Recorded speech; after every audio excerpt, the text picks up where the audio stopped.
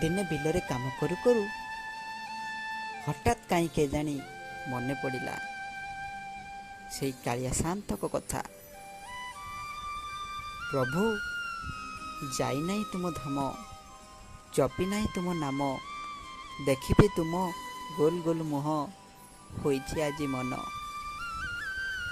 ସକାଳେ ଉଠି ବାହାରିଲି ତୁମ ଦର୍ଶନେ, ଧରି ତୁମ ନାମ ମନେ ମନେ, ପହଞ୍ଚିଲି ପୁରୀ ଧାମେ।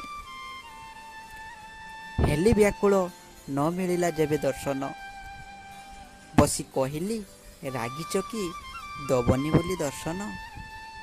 ଅଝଟ ମନ ଜମା ବୁଝୁନି, ଖାଇବାକୁ ବି ଇଚ୍ଛା ହଉନି, ଭିଡ଼ ପ୍ରବଳ ପ୍ରଭୁ, ଆଉ କଷ୍ଟ ସହି ହଉନି।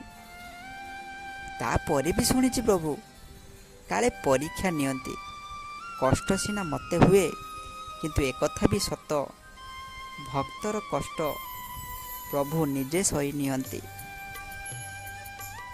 ଯେବେ ଏକ ମନ ନିଷ୍ପାପ ହୃଦୟରେ ଜଗାକୁ ଡାକିଲି, ହେ ପ୍ରଭୁ ଦେ ଏଥର ଦର୍ଶନ, ହଠାତ୍ ଜଣେ ଆସି ହାତ ଧରି ନେଇଗଲା।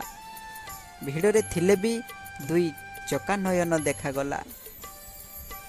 ସତେ ଯେମିତି ଜନସମୁଦ୍ର ମଧ୍ୟରେ ଦୁଇ ଚକା ନୟନ ଉଦ୍ଭାସିତ ହୋଇ ଉଠିଲା।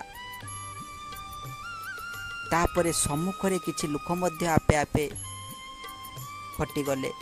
ସେଠି କେବଳ ଭକ୍ତ ଓ ଭଗବାନ ମଧ୍ୟରେ ଥିଲା ଭାବ, ଥିଲା ପ୍ରେମ, ଥିଲା ତ୍ୟାଗ, ଥିଲା ଆବିଳତା। ହରି କାଳିଆ ଧନ୍ୟ ହେଇ